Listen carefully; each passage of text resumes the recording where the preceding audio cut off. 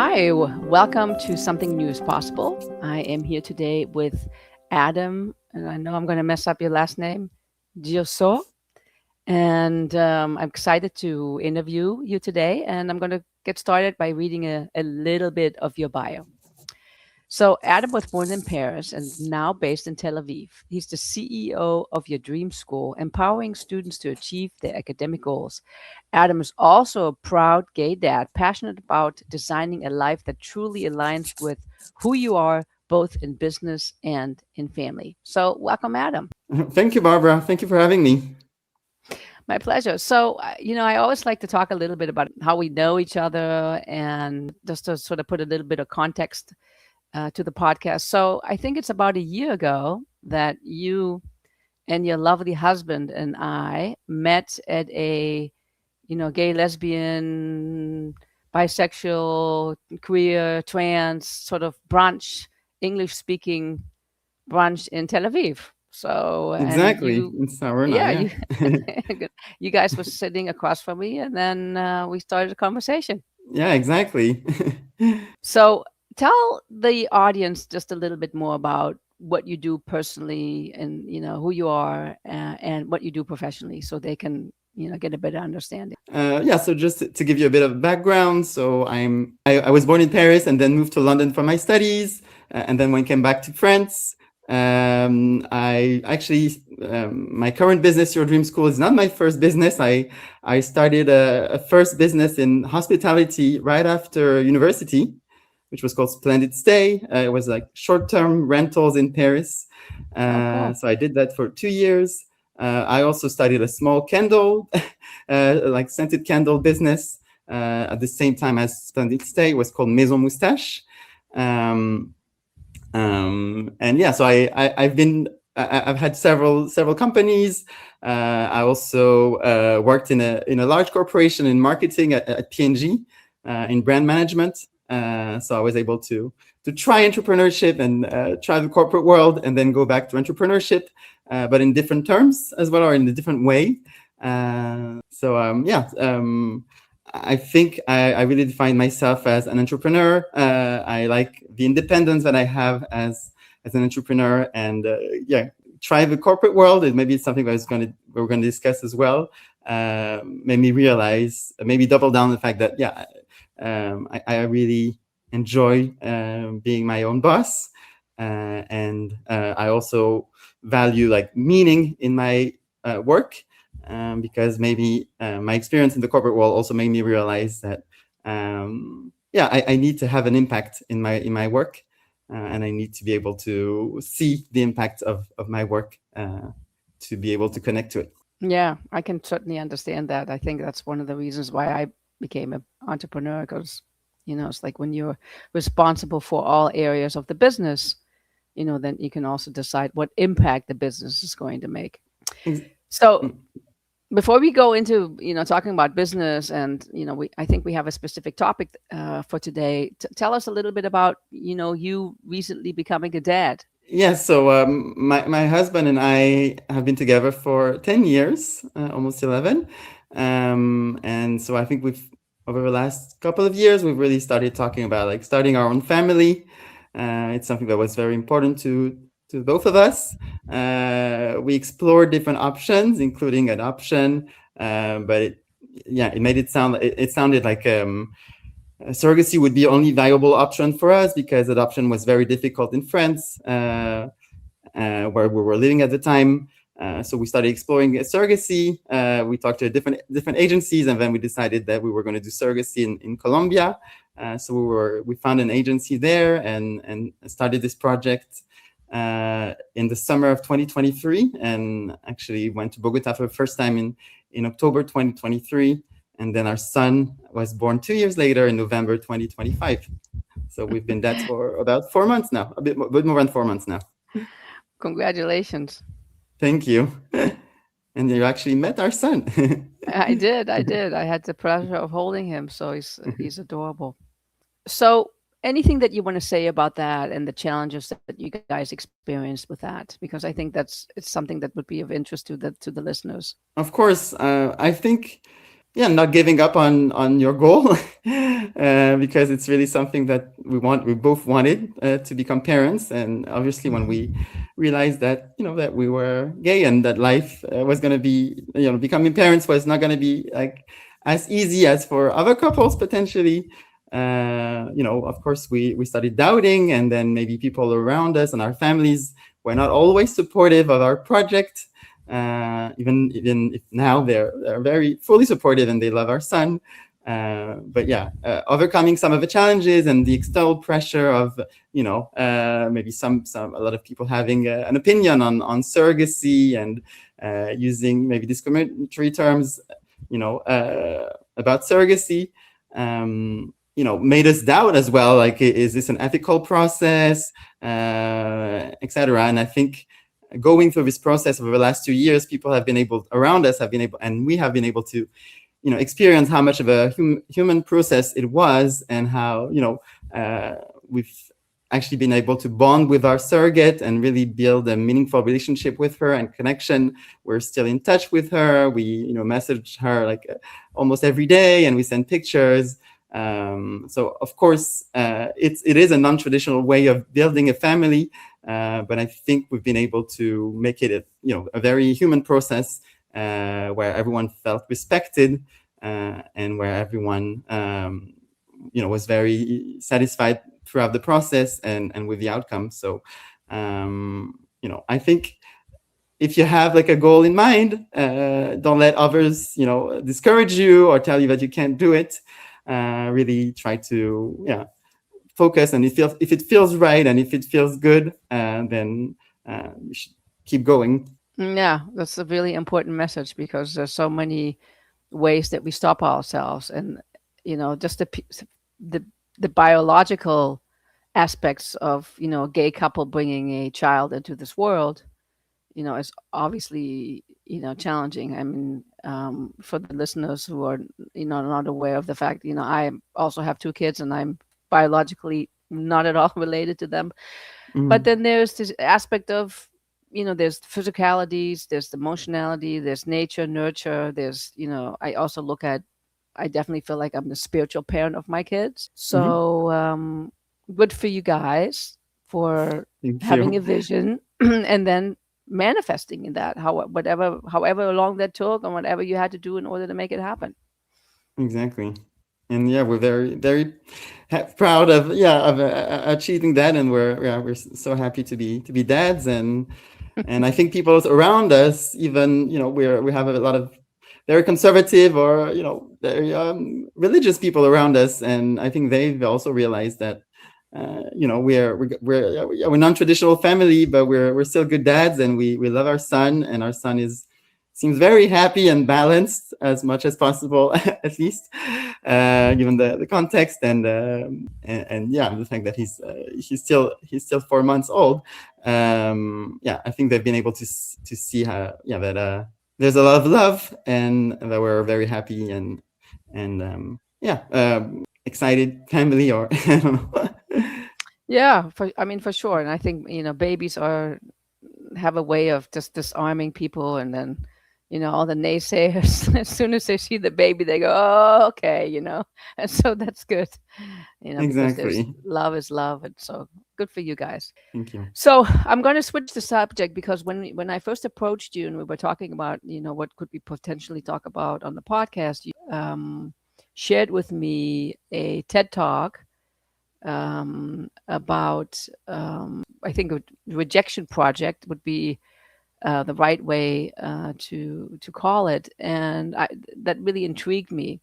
And so for the remaining time, I really would like to dive into that, and hear a little bit more about what got you all excited about it, and what did you do with it, and your experience with this project. Of course. Yeah. So, yeah, just to give you a bit of context, I was an entrepreneur. Then when I went back to business school, and even though I did the entrepreneurship track at my business school, I then decided that I wanted to give the corporate world a chance. So I actually worked as a brand manager for P&G. So like a pretty traditional marketing company. I was working for Gillette, and then I was working for Vicks as a brand manager. So I had a very traditional corporate life, kind of a 9 to 5 job. And I think it had been a year, I think, when I started this project. I basically felt a bit stuck. I realized like, okay, maybe the corporate world was exciting at first because it was all new for me, and I liked the people that I worked with, and I liked the brands that I worked for. But I felt like it was not how I could not see myself, going up the corporate ladder and then spending the next 20 years at P&G, which is often the case at this company because they do mostly internal promotions. So people who are there for life. And I really could not see myself doing that. And so like I watched this TED talk from Jia Zheng, and he talks about rejection therapy, and he basically explained that he wanted to become an entrepreneur, but he realized that one of his biggest challenge was his fear of rejection, and that he wanted to basically overcome this fear of rejection because he felt like it would make him a much better entrepreneur if he was able to accept being rejected and see it as a normal part of the process. And then basically in his TED Talks, he talks about this project lasting for 100 days. So his goal was to get 1 rejection per day for 100 days. So I think his first challenge was asking for a burger refill at a burger joint. And then I think day 2 or day 3 was he went to a donut chain, big donut chain, and asked them to do donuts in the shape of the Olympic flag. And something incredible happened, which was that the person working at Dunkin' Donuts got really, or like Krispy Kreme got very excited about this idea, and actually spent 15 minutes designing donuts in the shape of an Olympic flag for him. And apparently, yeah, and so he made a video out of it, and it went viral. There were like 5 million views, and he basically became like a celebrity in like 2 days. It was like all over the news, etc. So he continued the challenge for 100 days, and basically what he realized is that a lot of the time when you ask for something, you're going to get a no. But if you just end the conversation by getting the no, then it's not going to go anywhere, and you're going to feel rejected, and you're going to think it's about you, etc. But he says, actually, if you keep going, and instead of accepting the no or the rejection, asking why as a follow-up question changes everything, and actually can lead to a different outcome. So, for example, he gives this example of asking a neighbor if he could plant a flower in their backyard, or like going to some stranger's house and asking if he could plant a flower in their backyard, and they said no. And so instead of accepting this as rejection, he asked why, and the guy was actually like apologetic about it, and he was like apologized about it, and was like, actually, I have a dog, and my dog will eat anything that's in the yard. So if I plant your flower in my yard, the dog is going to eat it. So it's not gonna be a good idea. But actually, I have this neighbor, like in the house opposite. She loves flowers, so just go to her house and ask if you can plant a flower. And so that's what he did. And he went to the neighbor's house, and she was actually super excited about it. And he was able to plant the flower in her yard, and she was actually very happy about it. So, moral of the story is that, he could have accepted the rejection and taken it personally. But actually, by asking why, it changed everything and turned it into a very positive experience, and actually allowed him to achieve the outcome that he wanted. So I was very inspired by this talk and by this idea of like rejection therapy, or like I have always been very interested in personal development. So I've read a lot of self-help books over the years, and I like the idea of doing something that would challenge me, get me to go out of my comfort zone, and also would be like a big change from my my traditional corporate life. So what I started doing was on my way to work every day. Instead of taking the subway every day, I would start walking to work. It was a bit of an hour-long walk, so it gave me a lot of time to do stuff. And I started doing little challenges. So yeah, the idea was be rejected or to get out of my comfort zone. So I would go up to people and ask them for favors, or I would ask them to take pictures with them, or I would ask them to, borrow something from them, just to get used to the idea of like talking to people. I would just start saying hello to everyone on the street, because in Paris it's viewed as very weird to do that. Usually people like they walk past you and they just completely ignore you. So I started saying hello to people and realizing that people were actually saying hello back. And I was able to start building connections, and they were like people that I would see every day, and I would start having conversations with them and building an actual connection with some of them. And then some of the challenges, because as I became a bit more confident, I guess some of the challenges became a little bit weirder, I would say, or a little bit more challenging for most people. So I would leave the house, and my husband, who was my boyfriend at the time, thought it was kind of weird, because I would leave the house in costumes. I had one day I was wearing my graduation gown, and I had a sign that said you will succeed in French or something, and then I would take picture with people and telling them that they could succeed in life, or it was a bit strange, but yeah, it was something that was so unusual for me and for others, that I think it inspired others as well, and it made people laugh, and it really completely transformed my day, because it really energized me. And once I got to work, I felt like I had done so many fun things, and I felt really alive. And then I started taking the subway to work, and in the subway I started making announcements. I would get into the train and make an announcement that I was doing this this challenge of high-fiving as many people and many strangers as possible. And I made the announcement to the entire train, and I would okay, guys, would you mind giving me a high five? And so I would start walking down, and I would ask someone to film me, and I would start high-fiving everyone in the metro. And I realized that actually most people were willing to give me a high five. And so I think it was a very liberating experience for me. And I would get to work, and I would even tell my colleagues about the challenges, and my colleagues were a bit excited about it as well, wondering what I had done that day. And I started a newsletter at work where I would share some videos or photos of what I was doing. And it was called the positive thought of the day. So I would add a little bit of advice, advice, or personal growth advice in my newsletter. So that was very exciting. I did that for a few months, and I really could see myself transforming through the process.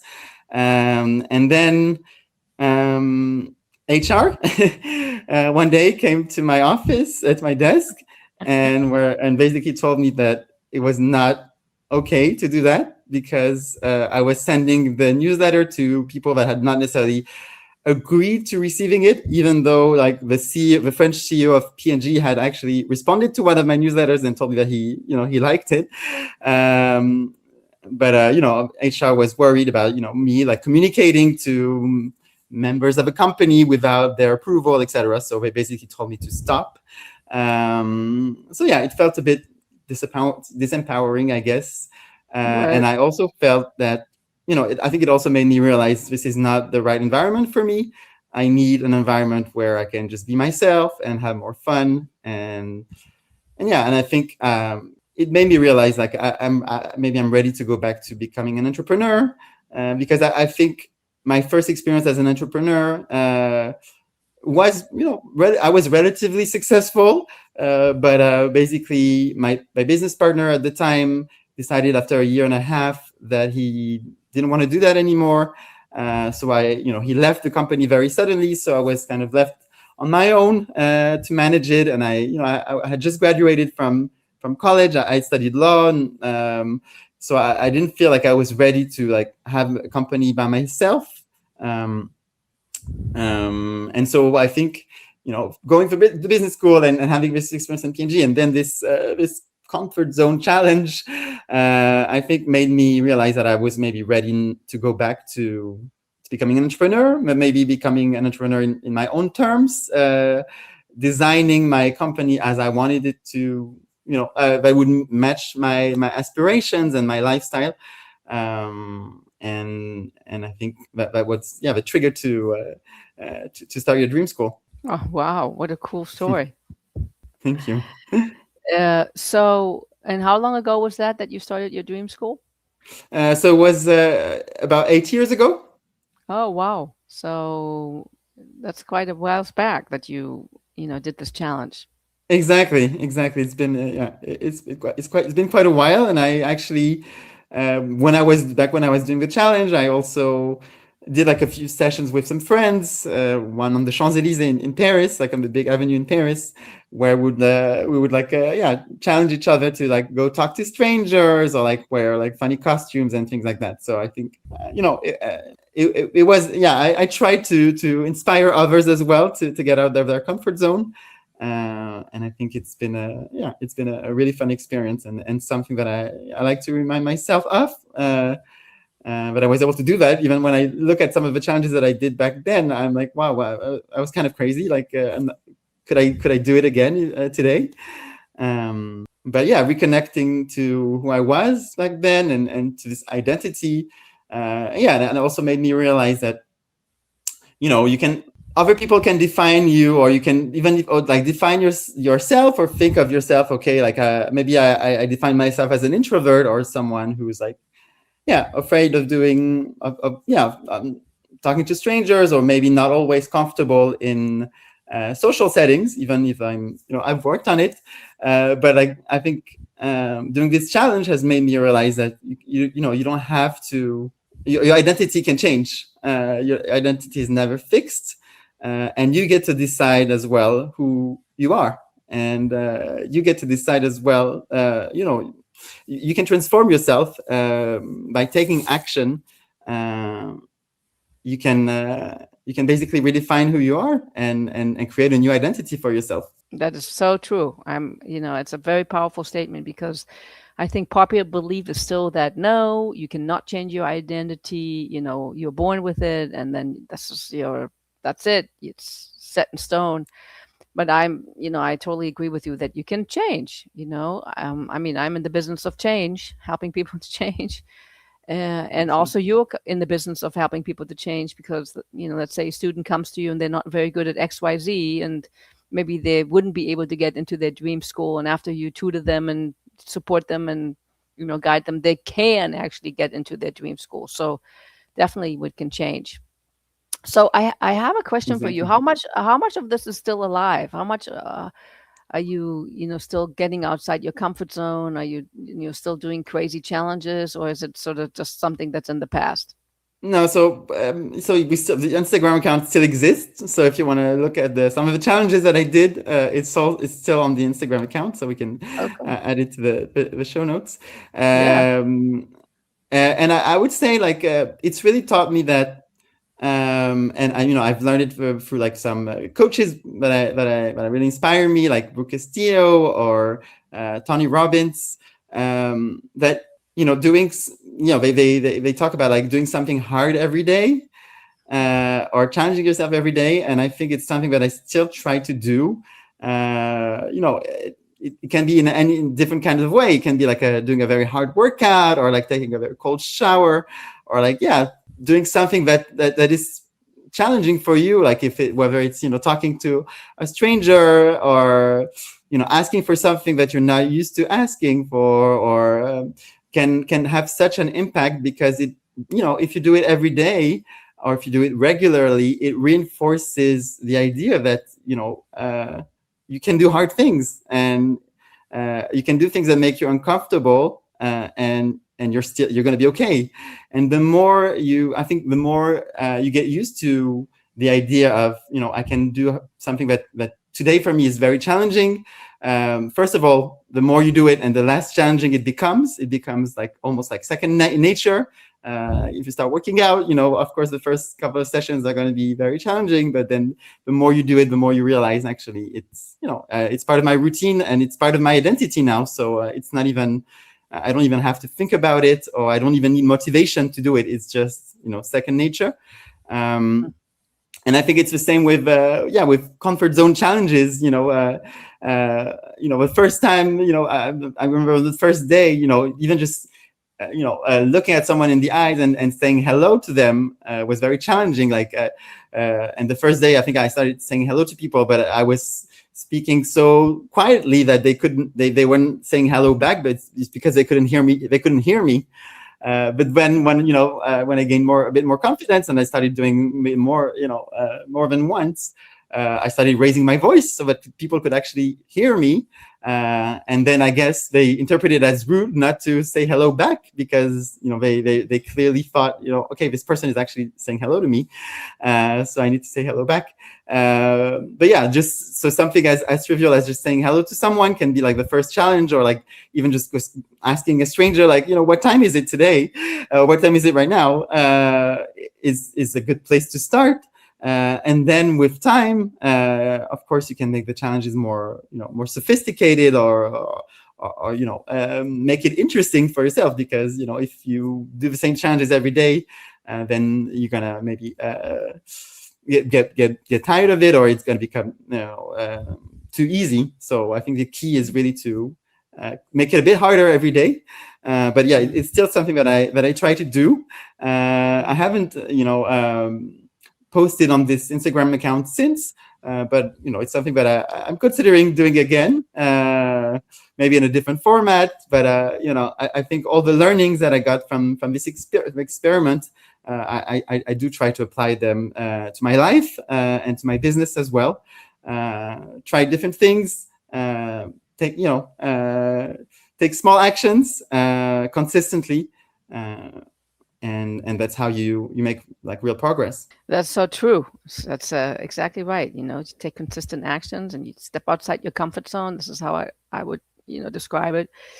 And it's a constant action, because the moment that we stop stepping outside the comfort zone, the comfort zone shrinks, and it shrinks and shrinks and shrinks and shrinks. So we want to do the best that we can to step out. And there's two other things I want to say that just reminds me of. One is, years ago when I learned how to become a coach, we had to do this exercise of where we had to find clients. And the assignment was, and this is a great tool for anybody who's in sales, we had to get 20 no's. Okay, so we were supposed to ask, so Adam, would you like to be my client?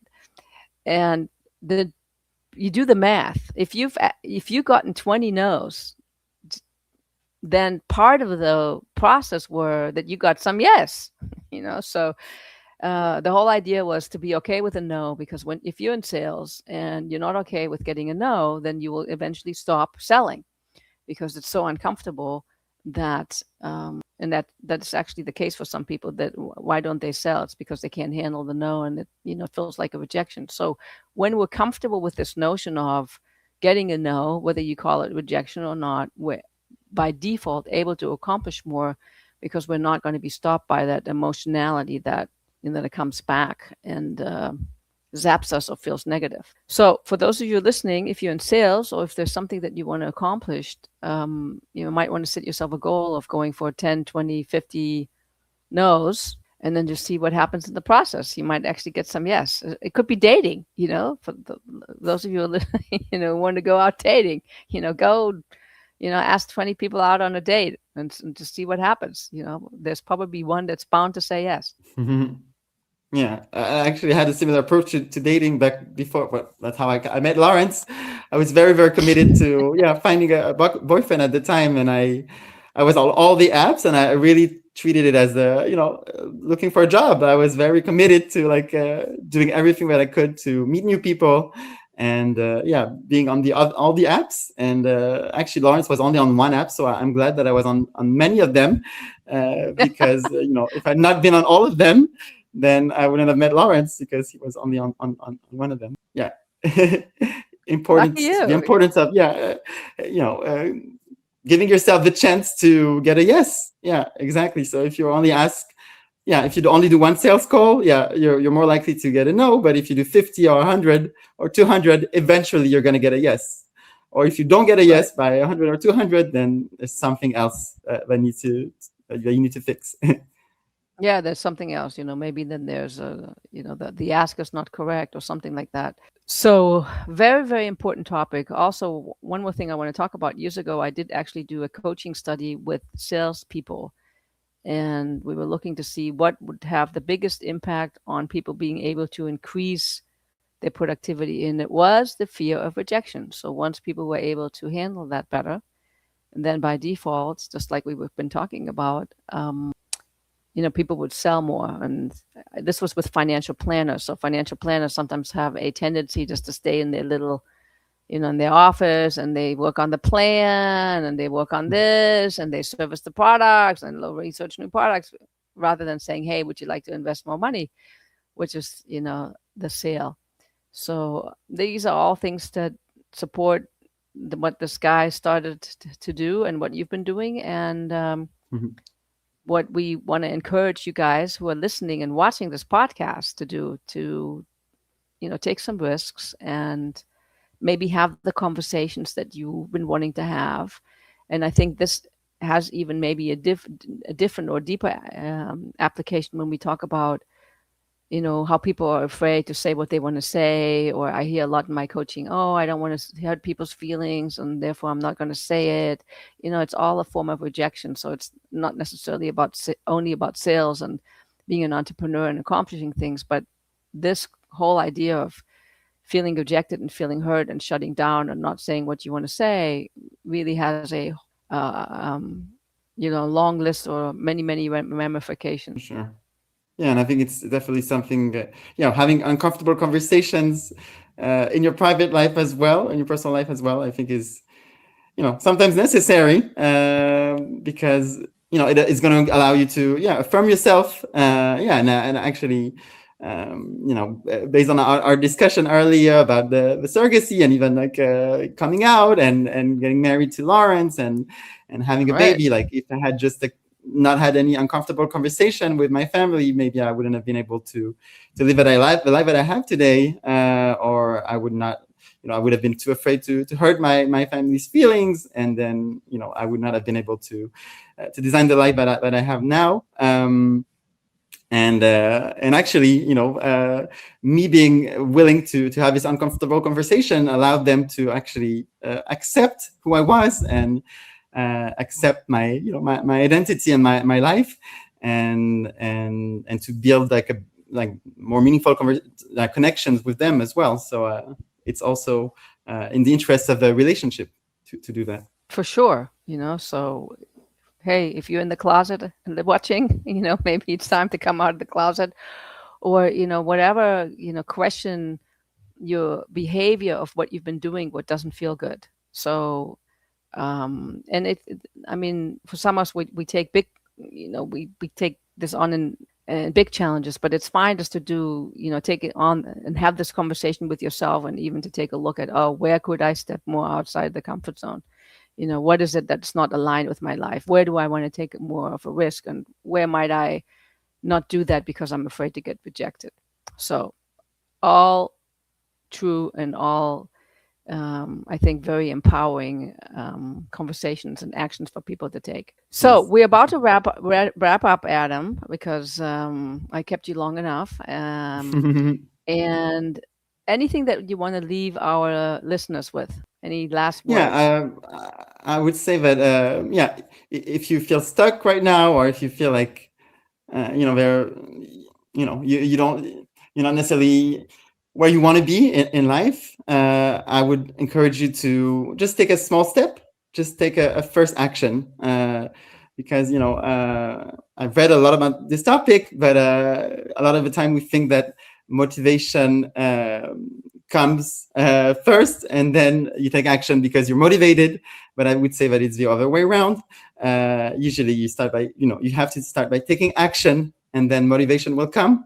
So yeah, maybe take a small action today that makes you a little bit uncomfortable, but you think is necessary, or that you think that would make you grow, just start by something very small, and then go from there. But start by taking action, and then you'll see the motivation will come, and change will come. Awesome. So everybody take some action, baby steps, something, and then just see what happens. And write to us about it after you watch this episode, and so For that sure. you can inspire other people to take their actions as well. For sure. So Adam, thank you so much. We're going to put all this in the show notes. Maybe we can even put the TED Talk that you sent me, For sure. and anything that you think is of value to people. But I want to thank you so much for coming on today, your time, and talking with me Yeah, about and it. please It's feel been free really to a great write. Yeah, pleasure. please feel free to write to me as well if you want to talk about this topic, or like if you want to create your own challenge as well. Yeah, let me know. I'd be excited to talk to you. Awesome. So thank you, and goodbye for now. Thank you, Barbara. Bye bye. My pleasure. Bye bye.